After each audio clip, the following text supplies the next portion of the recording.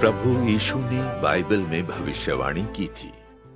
जैसा नूह के दिनों में हुआ था वैसा ही मनुष्य के पुत्र के दिनों में भी होगा। जिस दिन तक नूह जहाज पर न चढ़ा उस दिन तक लोग खाते पीते थे और उनमें विवाह होते थे। तब जल प्रलय ने आकर उन सबको नष्ट किया। और जैसा लूत के दिनों में हुआ था कि लोग खाते पीते, लेन देन करते, पेड़ लगाते और घर बनाते थे। परंतु जिस दिन लूत सदोम से निकला उस दिन आग और गंधक आकाश से बरसी और सबको नष्ट कर दिया। मनुष्य के पुत्र के प्रकट होने के दिन भी ऐसा ही होगा। सर्वशक्तिमान परमेश्वर अंत के दिनों के वापस लौटे प्रभु यीशु कहते हैं, भूकंप दुनिया में आपदा की शुरुआत है। सबसे पहले मैं दुनिया अर्थात पृथ्वी में परिवर्तन करवाता हूं। उसके बाद दैवी कोप और अकाल पड़ते हैं। यह मेरी योजना है, ये मेरे कदम है और मैं अपनी सेवा के लिए, अपनी प्रबंधन योजना को पूरा करने के लिए सब कुछ जुटाऊंगा। एक के बाद एक सभी आपदाएं आ पड़ेंगी। सभी राष्ट्र और सभी स्थान आपदाओं का अनुभव करेंगे। हर जगह दैवी कोप, अकाल, बाढ़, सूखा और भूकंप होंगे। ये आपदाएं सिर्फ एक या दो जगहों पर ही नहीं होंगी, न ही ये एक या दो दिनों में समाप्त हो जाएंगी, बल्कि इसके बजाय ये बड़े से बड़े क्षेत्र तक फैल जाएंगी और आपदाएं अधिकाधिक गंभीर हो जाएंगी। इस समय के दौरान सभी प्रकार की कीट महामारियां क्रमशः उत्पन्न होती जाएंगी और सभी स्थानों पर नरभक्षण की घटनाएं होंगी। सभी राष्ट्रों और लोगों पर यह मेरा न्याय है। दुनिया के सभी राष्ट्रों और सभी स्थानों में बारंबार भूकंप, अकाल, दैवी कोप, सभी प्रकार की आपदाएं होती हैं। जब मैं सभी राष्ट्रों और सभी स्थानों में अपना महान कार्य करता हूं, तो ये आपदाएं दुनिया के सृजन होने के बाद से किसी भी समय की तुलना में अधिक गंभीर रूप से पैदा होंगी। यह मेरे द्वारा सभी लोगों के न्याय की शुरुआत है। हाल के वर्षों में दुनिया भर में आपदाओं का रूप और अधिक गंभीर हो गया है। भूकंप, महामारी, अकाल, बाढ़, सूखा और कीट महामारी बार बार उत्पन्न हो रही है और सभी स्थानों में फैल रही है। 12 जनवरी 2010 को हैती में 7.0 तीव्रता वाले भूकंप के कारण 2,20,000 लोगों की जानें चली गई। 27 फरवरी 2010 को 8.8 तीव्रता वाले भूकंप से चिली में जान माल की भारी हानि हुई। मार्च 2010 में भीषण सूखे का प्रकोप चीन के 5 दक्षिण पश्चिमी प्रांतों में फैल गया। 7 अगस्त 2010 को चीन के गांसू प्रांत की जोलकू काउंटी में बहुत बड़ा मिट्टी का टीला धंस गया। 4 सितंबर 2010 को न्यूजीलैंड 7.2 तीव्रता के भूकंप से दहल उठा। 12 जनवरी 2011 को ऑस्ट्रेलिया में एक विनाशकारी बाढ़ आई। 11 मार्च 2011 को जापान के पूर्वी तट पर 9 तीव्रता का भूकंप एक विनाशकारी सुनामी लेकर आया। मार्च और अप्रैल 2011 में उच्च तापमान के कारण जर्मनी और स्विट्जरलैंड के जंगलों में आग लग गई। 4 जून 2011 को चिली में एक ज्वालामुखी विस्फोट हुआ। जुलाई और अक्टूबर 2011 के बीच बैंकॉक, थाईलैंड को 50 वर्षों में सबसे प्रलयंकारी बाढ़ का सामना करना पड़ा। वर्ष 2011 के जुलाई और अगस्त माह में पूर्वी अफ्रीका को एक भयंकर अकाल का सामना करना पड़ा। वर्ष 2012 के जुलाई और अगस्त माह में अमेरिका के अनेक राज्यों को रिकॉर्ड तोड़ सूखे का सामना करना पड़ा था। 21 जुलाई 2012 को बीजिंग में अत्यधिक बारिश से भारी तबाही हुई। अक्टूबर 2012 के अंत में तूफान सैंडी ने अमेरिका में कहर मचा दिया। जनवरी 2013 में मध्य और पूर्वी चीन को निरंतर गहरे धुंध ने अपने आगोश में ले लिया। मार्च 2013 में पूरे इजराइल में टिड्डा प्लेग फैल गया। मार्च 2013 के अंत में H7N9 एवियन फ्लू का पहला मामला चीन में सामने आया। जून 2013 में भारत में बाढ़ से भारी तबाही हुई।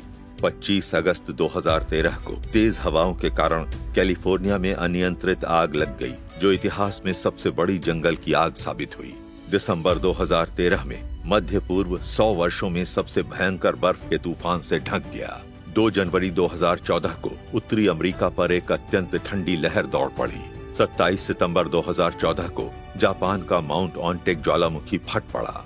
अप्रैल 2015 में नेपाल में एक विनाशकारी भूकंप के कारण व्यापक क्षति हुई। जून 2015 में जॉर्जिया की राजधानी तिब्लिसी में एक भयानक बाढ़ आई। 4 जनवरी 2016 को उत्तर पूर्व भारत में 6.8 तीव्रता का भूकंप आया था। 6 फरवरी 2016 को ताइवान के काओसुंग के मिनोंग जिले में एक भूकंप आया। ये तथ्य लोगों को यह समझाने के लिए पर्याप्त हैं कि वर्तमान समय में परमेश्वर के वचनों को महसूस किया और पूरा किया जा रहा है। लोग पूछते रहते हैं, हाल के वर्षों में ये विपदाएं अधिक से अधिक बड़ी क्यों होती जा रही हैं और अक्सर क्यों हो रही हैं? परमेश्वर प्राकृतिक आपदाएं क्यों भेजते हैं? क्योंकि अंत के दिनों में मनुष्य जाति को शैतान ने काफी भ्रष्ट कर दिया है। बुराई, अनैतिकता, धोखा, लालच, पद प्रतिष्ठा, प्रसिद्धि और भाग्य के लिए लोग एक दूसरे के खिलाफ संघर्ष करते हैं, जिससे कभी समाप्त नहीं होने वाला युद्ध होता है। वे सत्य का तिरस्कार करते हैं, अधर्म को पसंद करते हैं और पश्चाताप के बिना पाप कर्म में लिप्त रहते हैं। यहाँ तक कि खुलेआम परमेश्वर का विरोध और बुराई का समर्थन करते हैं। यहाँ तक कि कलीसिया के भीतर कुछ विश्वासी भी भ्रष्ट होने लगे हैं, दुनिया की बुरी प्रवृत्तियों का अनुसरण करते हैं और पापों की खुशियों का आनंद उठाते हैं। ऐसा बुरा युग वास्तव में नूह के दिनों के फिर से वापस आने का संकेत है। प्रभु यीशु ने बाइबल में भविष्यवाणी की थी, जैसा नूह के दिनों में हुआ था वैसा ही मनुष्य के पुत्र के दिनों में भी होगा। अंत के दिनों में प्रभु यीशु देहधारी सर्वशक्तिमान परमेश्वर के रूप में वापस आ चुके हैं। वे मनुष्य जाति को शुद्ध करने और बचाने के लिए और अंत के दिनों के अपने न्याय कार्यों को पूरा करते हुए सभी सत्यों को व्यक्त कर रहे हैं। हालांकि उन्हें नास्तिक सरकार और धार्मिक समूहों के उग्र प्रतिरोध और निंदा का सामना करना पड़ा है। कोई भी सत्य और प्रकाश की खोज करना नहीं चाहता और न ही कोई सक्रिय रूप से परमेश्वर के प्रकटन और कार्यों के बारे में जानना चाहता है। इससे पता चलता है कि पूरी मानव जाति इस हद तक भ्रष्ट और बुरी हो चुकी है कि वह सत्य से घृणा करती है और परमेश्वर को अपना दुश्मन समझती है। परमेश्वर पवित्र है और धार्मिक परमेश्वर और उनके स्वभाव का उल्लंघन नहीं किया जा सकता है। जब ऐसी भ्रष्ट मानव जाति परमेश्वर को स्वीकार नहीं करती है और उनके प्रति पश्चाताप नहीं करती है, तब वो उन भीषण आपदाओं से कैसे बच सकती है जिसे परमेश्वर भेजने वाले हैं? तब से आसन्न आपदा के सामने हम परमेश्वर का संरक्षण प्राप्त करने के लिए और आपदा से बचने के लिए क्या कर सकते हैं, जैसा कि नूह ने किया था? सर्वशक्तिमान परमेश्वर कहते हैं, नूह की नाव के समय में पीछे पलट कर देखें, मानव जाति पूरी तरह से भ्रष्ट थी, परमेश्वर की आशीषों से भटक गई थी। परमेश्वर के द्वारा उसकी देखभाल नहीं की जा रही थी और परमेश्वर की प्रतिज्ञाओं को खो चुकी थी। वे परमेश्वर की रोशनी के बिना अंधकार में रहते थे। इस प्रकार वे प्रकृति से व्यभिचारी बन गए थे। उन्होंने अपने आप को घृणित चरित्रहीनता के मध्य उन्मुक्त कर दिया था। इस प्रकार के लोग परमेश्वर की प्रतिज्ञाओं को प्राप्त नहीं कर सकते थे। वे परमेश्वर के चेहरे की गवाही देने के अयोग्य थे, न ही वे परमेश्वर की आवाज को सुनने के योग्य थे, क्योंकि उन्होंने परमेश्वर को त्याग दिया था। उन सब चीजों को बेकार समझकर छोड़ दिया था जो परमेश्वर ने उन्हें प्रदान की थी और परमेश्वर की शिक्षाओं को भूल गए थे। उनका मन परमेश्वर से बहुत दूर भटक गया था और जैसा कि इससे हुआ, वे अत्यधिक मूर्खतापूर्ण स्तरों तक और मानवता से पथभ्रष्ट हो गए थे और उत्तरोत्तर दुष्ट होते गए। इस प्रकार से वे मृत्यु के और भी निकट आ गए थे और परमेश्वर के कोप और दंड के अधीन हो गए थे। केवल नूह ने परमेश्वर की आराधना की और बुराई को दूर रखा और इसलिए वह परमेश्वर की आवाज को सुनने और परमेश्वर के निर्देशों को सुनने में सक्षम था। उसने परमेश्वर के वचन के अनुसार नाव बनाई और सभी प्रकार के जीवित प्राणियों को उसमें एकत्रित किया और इस तरह जब एक बार सब कुछ तैयार हो गया तो परमेश्वर ने संसार पर अपनी विनाश लीला शुरू कर दी। केवल नूह और उसके परिवार के 7 लोग इस विनाश लीला में जीवित बचे। क्योंकि नूह ने यहोवा की आराधना की थी और बुराई को दूर रखा था। मैं तुम्हें बताना चाहता हूं कि नूह के दिनों में लोग इस हद तक खाते और पीते थे, विवाह या शादियां करते थे कि उनके काम परमेश्वर की दृष्टि में इतने असहनीय हो गए थे। इसलिए उसने समस्त मानव जाति के विनाश के लिए प्रलय भेजी और नूह के परिवार के 8 प्राणियों और सभी प्रकार के पक्षियों और पशुओं को बचाया। हालांकि अंत के दिनों में जिन्हें परमेश्वर ने जीवित बचाकर रखा, ये वे लोग हैं जो अंत तक परमेश्वर के स्वामी भक्त रहे। यद्यपि दोनों ही काल बहुत अधिक भ्रष्टाचार के कारण परमेश्वर के लिए असहनीय थे और दोनों ही युगों में मानव जाति का इतना पतन हो चुका था कि उन्होंने परमेश्वर को प्रभु के रूप में नकार दिया। नूह के समय में सभी लोग परमेश्वर के द्वारा नष्ट कर दिए गए थे। दोनों युगों में मानव जाति ने परमेश्वर को बहुत दुखी किया, परंतु अंत के दिनों में परमेश्वर ने मनुष्यों के प्रति संयम बरता है। ऐसा क्यों है? क्या तुम सब ने कभी इस बात पर विचार नहीं किया? यदि तुम लोग सचमुच नहीं जानते तो मैं तुम्हें बताता हूं। अंत के दिनों में मनुष्यों के साथ परमेश्वर का धीरज धरने का कारण यह नहीं है कि वे नूह के दिनों की तुलना में कमतर भ्रष्ट हैं या उन्होंने परमेश्वर के सामने पश्चाताप किया है, और न ही कारण यह है कि परमेश्वर तकनीकी विकास के कारण अंत के दिनों में मनुष्यों का सर्वनाश नहीं कर सकता। कारण यह है कि अंत के दिनों में परमेश्वर को मनुष्यों के एक समूह में कार्य करना है और यह कार्य देहधारी परमेश्वर स्वयं करेगा। साथ ही परमेश्वर इस समूह के एक भाग को अपने उद्धार का पात्र बनाएगा, अपनी प्रबंधन योजना का फल, और ऐसे लोगों को अपने साथ वह अगले युग में प्रवेश कराएगा। यदि मानव जाति अच्छा भाग्य पाना चाहती है, यदि कोई देश अच्छा भाग्य पाना चाहता है, तो मनुष्य को अवश्य परमेश्वर की आराधना में झुकना चाहिए, पश्चाताप करना चाहिए और परमेश्वर के सामने अपने पापों को स्वीकार करना चाहिए। अन्यथा मनुष्य का भाग्य और मंजिल अपरिहार्य रूप से तबाह होकर समाप्त हो जाएंगे। सर्वशक्तिमान परमेश्वर के वचन हमें स्पष्ट रूप से कहते हैं कि केवल वे लोग जो परमेश्वर के वचनों को ध्यान से सुनते हैं और उनके उद्धार को स्वीकार करते हैं, आपदाओं के समय परमेश्वर की सुरक्षा में जीवित रह सकते हैं और परमेश्वर के राज्य में प्रवेश कर सकते हैं। इसके विपरीत वे सभी लोग जो सत्य को नहीं जानना चाहते हैं, परमेश्वर की आवाज को सुनने से इनकार कर देते हैं और परमेश्वर के उद्धार को अस्वीकार कर देते हैं, उन्हें महान आपदाओं द्वारा विनष्ट कर दिया जाएगा। निम्नलिखित सच्ची कहानियां हैं जो मेनलैंड चीन में घटित हुई थी। 12 मई 2008 के वेंचुआन भूकंप के दौरान एक कस्बा था जो पूरी तरह नष्ट हो गया। वह सिचुआन प्रांत के मियांजू शहर का किंगपिंग टाउनशिप था।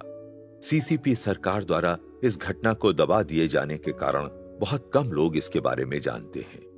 किंगपिंग टाउनशिप मियांजू शहर के हानवान टाउन के उत्तर पश्चिम में पहाड़ी की गहराई में स्थित था।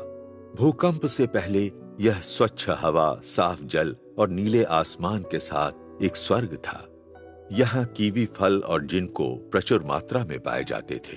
परमेश्वर ने इसे सुंदर दर्शनीय स्थलों के साथ साथ स्थानीय लोगों की आपूर्ति के उत्पादों से भरपूर बनाया था। परंतु वहां के लोग परमेश्वर की आराधना नहीं करते थे। वे केवल धन अर्जित करने की तृष्णा में डूबे रहते थे और पाप के सुखों का आनंद उठाते थे।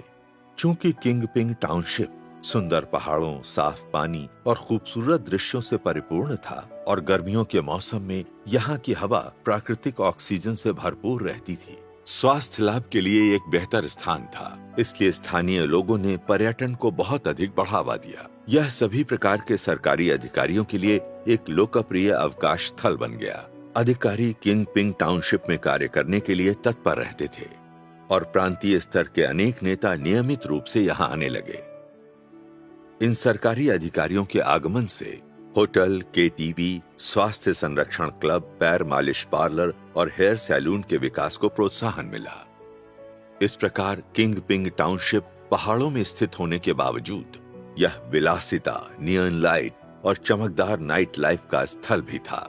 सीसीपी अधिकारियों ने परमेश्वर द्वारा संवारे गए इस सुंदर स्थल को आधुनिक सदोम में परिवर्तित कर दिया। चूंकि सर्वशक्तिमान परमेश्वर के अंत के दिनों के कार्य मेनलैंड चीन में पूरे किए गए थे, सर्वशक्तिमान परमेश्वर के कलीसिया से भाई और बहन अनेकों बार ईसा चरित का उपदेश देने के लिए किंगपिन टाउनशिप गए, परंतु स्थानीय लोगों ने सोचा कि भोजन और वस्त्रों की चिंता के बिना उनका जीवन पूर्ण था, इसलिए उन्हें परमेश्वर के उद्धार की आवश्यकता नहीं है। अतः उन्होंने सर्वशक्तिमान परमेश्वर के राज्य के उपदेशों को हर बार अस्वीकार कर दिया और परमेश्वर के उद्धार के द्वार को बंद कर दिया। यहाँ तक कि उन्होंने सर्वशक्तिमान परमेश्वर के कलीसिया के लोगों के साथ यह कहते हुए दुर्व्यवहार किया, अभी हमारा जीवन बहुत अच्छा है, आपके पास कोई दूसरा कार्य नहीं है, इसलिए आप हमें सुसमाचार का उपदेश देने के लिए आते हैं। हम परमेश्वर में विश्वास नहीं करते, हम केवल धन में विश्वास करते हैं। सर्वशक्तिमान परमेश्वर के कलीसिया के भाइयों और बहनों द्वारा उनके समक्ष ये गवाही देने के बावजूद कि केवल सर्वशक्तिमान परमेश्वर के अंत के दिनों के कार्यों को स्वीकार करने पर ही उनका उद्धार हो सकता है, मगर उन्होंने अनसुना कर दिया। भाइयों और बहनों ने उन्हें कई बार प्रोत्साहित किया कि केवल वे लोग जो परमेश्वर की आराधना करते हैं वे ही परमेश्वर के आशीर्वाद और सुरक्षा में जीवन जी सकते हैं, जबकि सर्वशक्तिमान परमेश्वर को अस्वीकार और उनका विरोध करने वालों को आपदा का सामना करना पड़ेगा और दंडित किया जाएगा। इसके बावजूद उन्होंने इन बातों की उपेक्षा कर दी। किंगपिंग टाउनशिप के लोगों ने सर्वशक्तिमान परमेश्वर के उद्धार से इनकार कर दिया। वहां एक भी व्यक्ति सर्वशक्तिमान परमेश्वर में विश्वास नहीं करता था। तब 12 मई 2008 को 2:28 पर वह भूकंप आया। अचानक ही धरती हिलने लगी और पहाड़ डोलने लगे। विशालकाय पत्थर पहाड़ों से लुढ़क कर नीचे आने लगे। हवा धूल से भर गई और आकाश में अंधकार छा गया, यहाँ तक कि कुछ पहाड़ धराशायी हो गए और अचानक गायब हो गए। किंगपिंग टाउनशिप 2 पहाड़ों के बीच एक घाटी में स्थित था। जब भूकंप आया तब दोनों पहाड़ बीच की ओर खिसके और करीब आ गए और एक पल में वे जुड़कर एक हो गए। किंगपिंग टाउनशिप पहाड़ के नीचे दब गई थी। कस्बे के सभी लोग जिंदा ही दफन हो गए थे। यह कस्बा जो परमेश्वर की आराधना नहीं करता था तुरंत ही नष्ट हो गया। यह आपदा हमें बाइबल में कहे गए सत्य वचनों की याद दिलाती है। जब यहोवा परमेश्वर सदोम को नष्ट करना चाहते थे, इब्राहिम ने यहोवा परमेश्वर से प्रार्थना की और कहा, अगर इस शहर में 10 धर्मी लोग हों तो क्या तब भी आप इसे नष्ट कर देंगे? यहोवा परमेश्वर ने उत्तर दिया, यदि इस शहर में 10 लोग भी धर्मी होंगे तो मैं इसे नष्ट नहीं करूंगा। वास्तव में इस शहर में लॉट एकमात्र धर्मी व्यक्ति था। अपनी सुरक्षा की उपेक्षा करते हुए उसने परमेश्वर द्वारा भेजे गए 2 फरिश्तों की रक्षा की।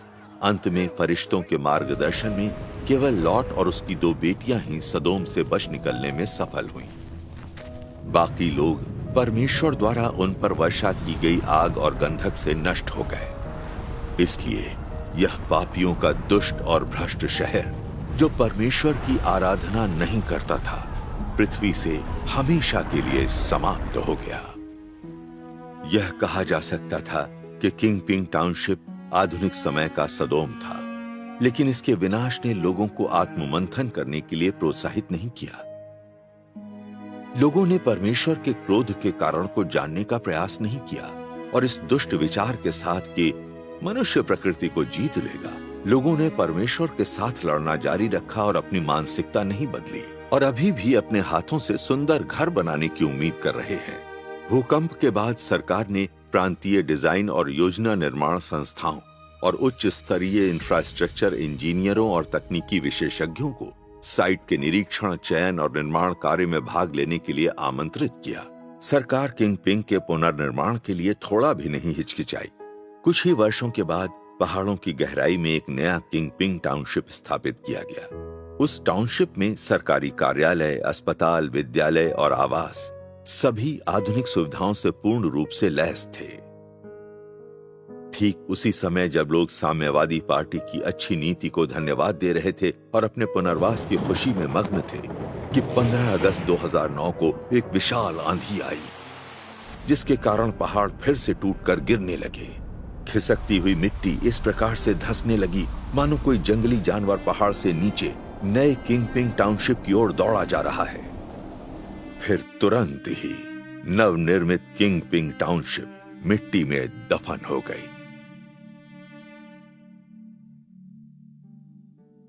दोनों तरफ ढलान थी, दोनों ओर का हिस्सा पूरी तरह ध्वस्त हो गया था। आप केवल एक पैर पर ही खड़े हो सकते थे। प्लेट के समान एक चट्टान का निर्माण हुआ था। बहुत सारे लोग जिनके साथ मैंने खाना खाया था और कार्य किया था अचानक ही गायब हो गए। ये बहुत ही भयानक था। इस भूकंप आपदा के कारण शमशान भी बहुत सारे लोग मारे गए थे। यहाँ तक कि अगर शमशान दिन के 24 घंटे जलता रहता तब यह सभी लाशों का दाह संस्कार करने के लिए पर्याप्त नहीं था। पाप के सुख की अपनी लालसा के कारण किंगपिंग टाउनशिप के लोगों ने अंत के दिनों में सर्वशक्तिमान परमेश्वर के उद्धार को अस्वीकार करके दो बार विपत्तिपूर्ण आपदाओं से नष्ट हुए, जिन्हें उन्होंने स्वयं ही आमंत्रित किया था। अंत के दिनों के यीशु सर्वशक्तिमान परमेश्वर को अस्वीकार करके, जैसा कि सर्वशक्तिमान परमेश्वर कहते हैं, यदि किसी देश या राष्ट्र के लोग परमेश्वर द्वारा उद्धार और उसकी देखभाल प्राप्त करने में अक्षम है, तो इस प्रकार का देश या राष्ट्र विनाश के मार्ग पर अंधकार की ओर चला जाएगा और परमेश्वर के द्वारा जड़ से मिटा दिया जाएगा। मैं चाहता हूं कि हर एक मनुष्य देखे कि जो कुछ मैंने किया है वह सही है और जो कुछ मैंने किया है वह मेरे स्वभाव की अभिव्यक्ति है। यह मनुष्य का कार्य नहीं है और प्रकृति का तो बिल्कुल नहीं है जिसने मानव जाति को उत्पन्न किया है। इसके विपरीत यह मैं हूं जो सृष्टि में हर जीवित प्राणी का पोषण करता है। मेरे अस्तित्व के बिना मानव जाति केवल नष्ट होगी और विपत्तियों के दंड से गुजरेगी। कोई भी मानव सुंदर सूर्य और चंद्रमा या हरे भरे संसार को फिर कभी नहीं देखेगा। मानव जाति केवल शीत रात्रि और मृत्यु की छाया की निर्मम घाटी का सामना करेगी। मैं ही मनुष्य जाति का एकमात्र उद्धार हूं। मैं ही मनुष्य जाति की एकमात्र आशा हूं और इससे भी बढ़कर मैं ही वह हूं जिस पर संपूर्ण मानव जाति का अस्तित्व निर्भर करता है। मेरे बिना मानव जाति तुरंत निस्तब्ध हो जाएगी। मेरे बिना मानव जाति तबाही झेलेगी और सभी प्रकार के भूतों द्वारा कुचली जाएगी। भले ही कोई भी मुझ पर ध्यान नहीं देगा, परमेश्वर मनुष्य के लिए एकमात्र उद्धार करता है। यदि हम अंत के दिनों में परमेश्वर के उद्धार का परित्याग कर देते हैं, फिर चाहे हमारे पास कितनी भी धन संपत्ति हो और चाहे हमारी पद प्रतिष्ठा कितनी भी अधिक हो या हमारे पास कितनी भी अधिक शक्ति हो, यह हमें आपदा से पीड़ित होने से नहीं बचा सकती। आपदा मेरे द्वारा उत्पन्न की जाती है और निश्चित रूप से मेरे द्वारा ही गुप्त रूप से आयोजित की जाती है। यदि तुम लोग मेरी नजरों में अच्छे के रूप में नहीं दिखाई दे सकते हो, तो तुम लोग आपदा भुगतने से नहीं बच सकते हो।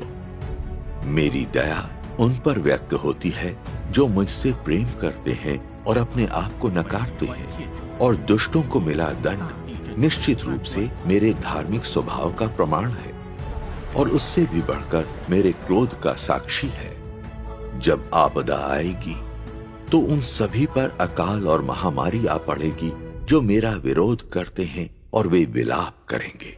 जो लोग सभी तरह की दुष्टता कर चुके हैं किंतु जिन्होंने बहुत वर्षों तक मेरा अनुसरण किया है, वे अभियोग से नहीं बचेंगे।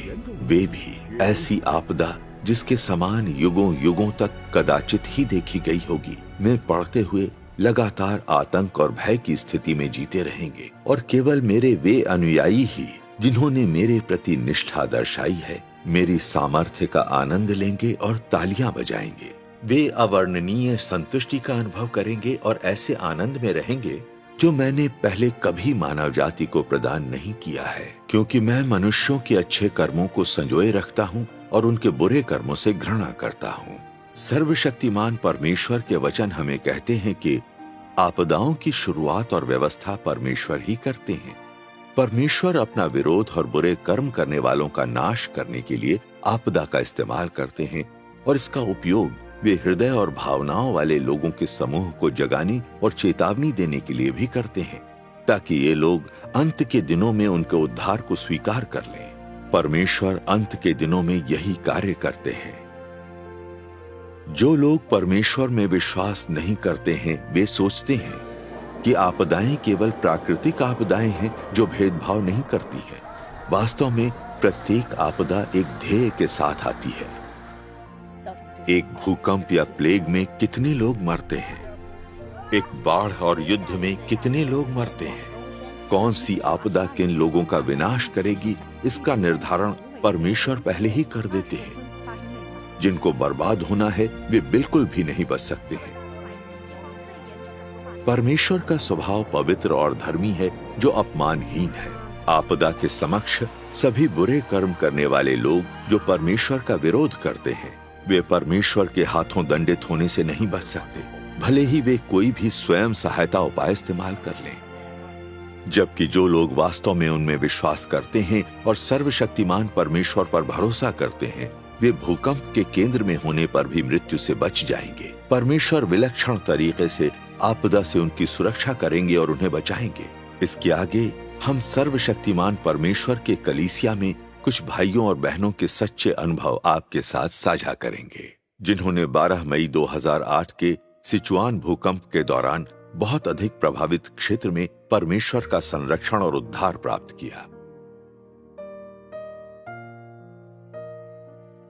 मेरे पति और मैंने केवल 2 महीने के लिए अंत के दिनों के सर्वशक्तिमान परमेश्वर के कार्यों को स्वीकार किया था। मैं लकवे की वजह से ज्यादा चल फिर नहीं पाती हूँ। मैं ज्यादातर बिस्तर पर ही रहती हूँ।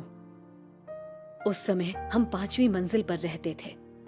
जब भूकंप आया तब इमारत बहुत जोर से हिलने लगी। बिस्तर को झटका लगा और मैं नीचे गिर गई। जैसे ही मैं फर्श पर गिरी, वैसे ही छत ढह गई और बिस्तर को कुचल दिया। छत का दूसरा टुकड़ा जो गिरा, उसे कुर्सी ने अवरुद्ध कर दिया और जहां मैं पड़ी हुई थी वहां एक सुरक्षित स्थान बना दिया। मुझे जरा भी चोट नहीं आई।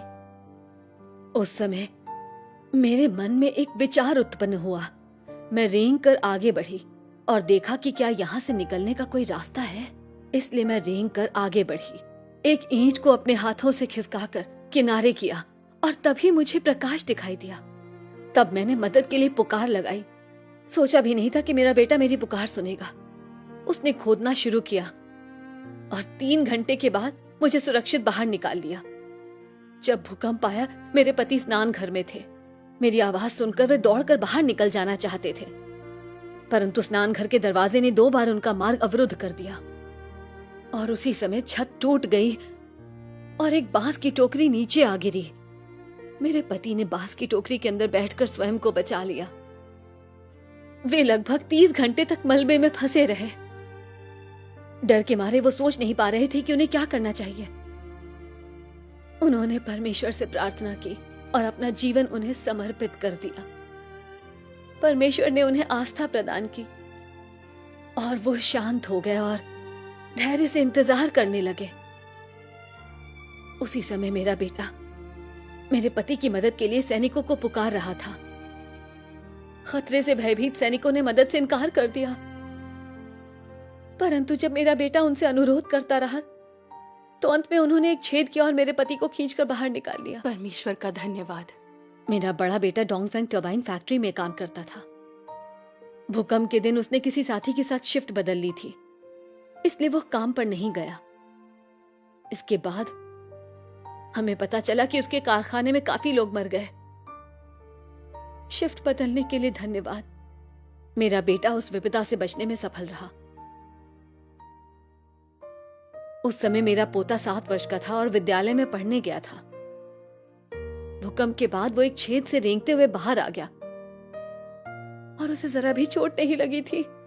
परमेश्वर का धन्यवाद। हम सर्वशक्तिमान परमेश्वर के बहुत आभारी हैं। परमेश्वर का धन्यवाद।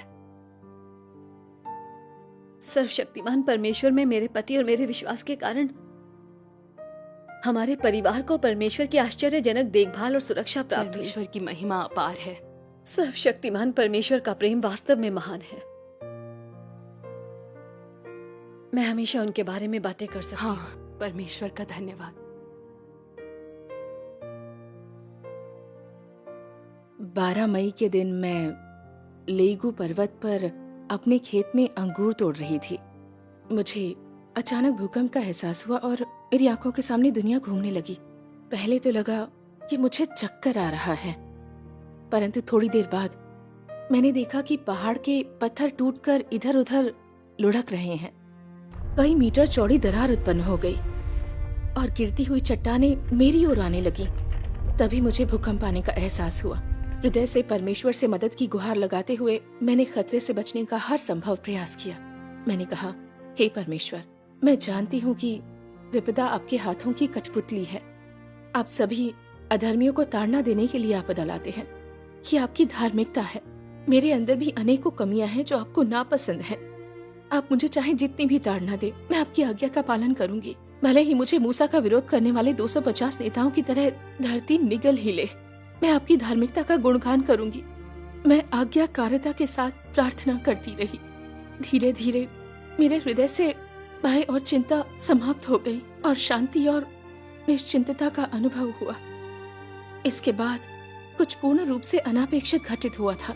मैं परमेश्वर के आश्चर्यजनक कार्यों की साक्षी बनी। चूंकि भूकंप बहुत शक्तिशाली था, वह पहाड़ जहां मैं खड़ी थी फटकर खुल गया, मानो किसी ने चाकू से चीर दिया हो। मेरे पास का आधा पहाड़ एक सीधी पंक्ति में धंस गया था, परंतु पहाड़ का दूसरा हिस्सा जहां मैं खड़ी थी वो बच गया। मेरे ऊपर एक खरोंच भी नहीं आई थी। जब भूकंप आया तो मेरे परिवार ने देखा कि वो पहाड़ जहां मैं काम कर रही थी टूटकर बिखर गया है। उन सभी को लगा कि मैं मर चुकी हूँ। उन्होंने सोचा भी नहीं था कि मैं जीवित और सकुशल वापस लौट आऊंगी। मेरे परिवार वाले बहुत ही भावुक हो गए। गैर विश्वासियों ने मुझे जीवित देखकर कहा, तुम बहुत ही भाग्यशाली हो। हालांकि मैं जानती हूँ कि यह भाग्य नहीं बल्कि परमेश्वर की देखभाल और सुरक्षा थी जिसने मुझे बचा लिया। मैंने अपना ये अनुभव कई भाई बहनों को भी बताया। मेरी कहानी सुनने के बाद सबने कहा, सर्वशक्तिमान परमेश्वर बहुत आश्चर्यजनक है। परमेश्वर का धन्यवाद।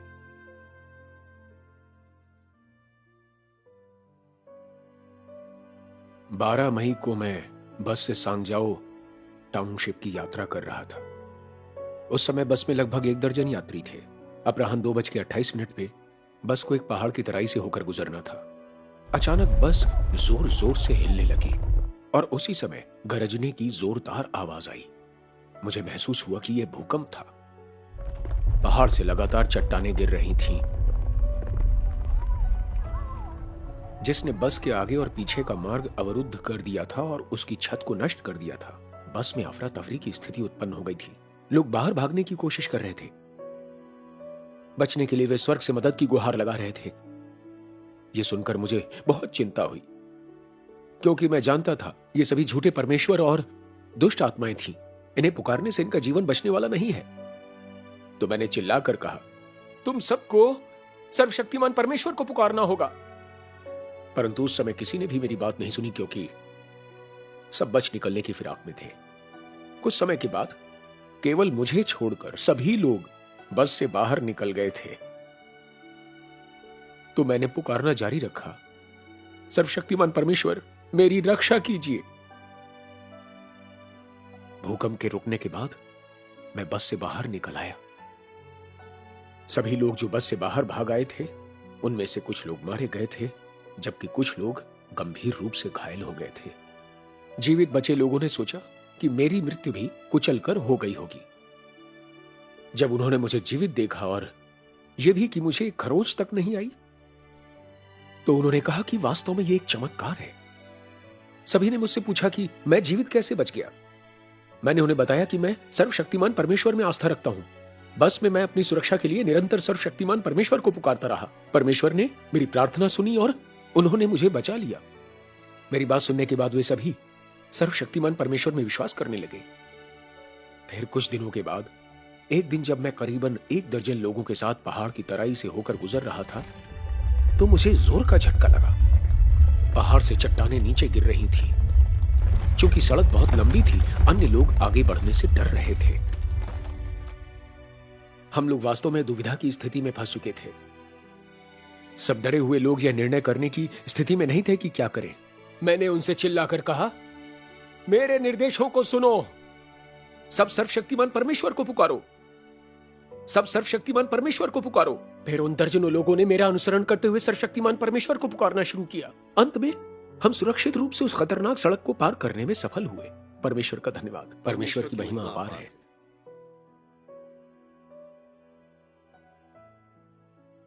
मेरे ससुर को अक्सर दोपहर में झपकी लेने की आदत है, लेकिन 12 मई के दिन दोपहर के आसपास मेरे ससुर ने कहा कि आज उन्हें नींद नहीं आ रही, तो वे खेतों में कीटनाशक छिड़कने गए। मैं भी उनके साथ खरपतवार उखाड़ने गई।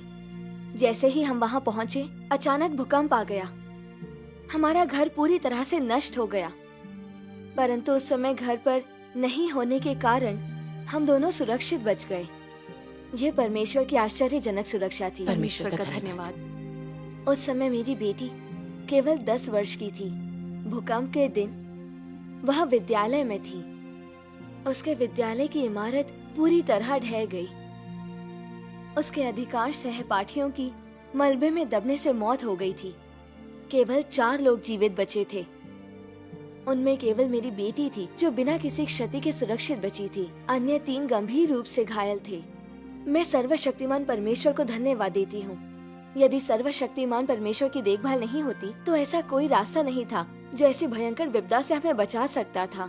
परमेश्वर का धन्यवाद। इन वास्तविक घटनाओं से हम देख सकते हैं कि यहाँ तक कि उन लोगों को भी जो इतने ज्यादा भ्रष्ट हैं कि उन्हें नष्ट किया जाना चाहिए, अगर वे अपने पापों को स्वीकार करते हैं और परमेश्वर के प्रति पश्चाताप करते हैं, अपने बुरे कर्मों को पीछे छोड़ देते हैं और परमेश्वर के उद्धार को स्वीकार करने के लिए परमेश्वर के सामने आते हैं, तब परमेश्वर दया की वर्षा करेंगे और विपत्तियों में उनकी रक्षा करेंगे। लेकिन उन लोगों के लिए जो बुराई और अनैतिक पाप में जीते हैं, जो पश्चाताप नहीं करते हैं और इसके बजाय अंत के दिनों में परमेश्वर के उद्धार का त्याग करते हैं, वे किंग पिंग टाउनशिप के लोगों की तरह आपदा का सामना करते हैं और परमेश्वर की धर्मी दंड के अधीन रहते हैं। जैसा कि सर्वशक्तिमान परमेश्वर कहते हैं, परमेश्वर ने लोगों को निम्नलिखित बातें बताने के लिए अपनी मनोवृत्ति का उपयोग किया। ऐसा नहीं है कि परमेश्वर लोगों को बर्दाश्त नहीं करता है या वह उन पर दया नहीं करना चाहता है। यह ऐसा है कि वे कभी कभार ही परमेश्वर के प्रति सच्चा पश्चाताप करते हैं और अपने कुमार्ग से फिरते हैं और अपने हाथों से उपद्रव करना त्यागते हैं। दूसरे शब्दों में, जब परमेश्वर मनुष्य से क्रोधित हो जाता है तो वह आशा करता है कि मनुष्य सचमुच में पश्चाताप करने में समर्थ होगा और वह मनुष्य के सच्चे पश्चाताप को देखना चाहता है। ऐसी दशा में तब वह उदारता से मनुष्य को अपनी दया और सहनशीलता प्रदान करता है। कहने का तात्पर्य है कि मनुष्य का बुरा चाल चलन परमेश्वर के क्रोध को उनके ऊपर लाता है, जबकि परमेश्वर की दया और करुणा उन्हें प्रदान की जाती है जो परमेश्वर को ध्यान से सुनते हैं और सचमुच में उसके सम्मुख सच्चा पश्चाताप करते हैं, और उन्हें भी प्रदान की जाती है जो अपने कुमार्ग से फिर जाते हैं और अपने हाथों से उपद्रव करना त्याग देते हैं। नीनवे के लोगों के उपचार में परमेश्वर की मनोवृत्ति को बिल्कुल साफ साफ प्रकाशित किया गया है। परमेश्वर की दया और सहनशीलता को प्राप्त करना बिल्कुल भी कठिन नहीं है। वह एक व्यक्ति से सच्चे पश्चाताप की अपेक्षा करता है। जब तक लोग अपने कुमार्गों से परे रहते हैं और अपने हाथों से उपद्रव करना त्याग देते हैं, परमेश्वर उनके प्रति अपने हृदय और अपनी मनोवृत्ति को बदलेगा।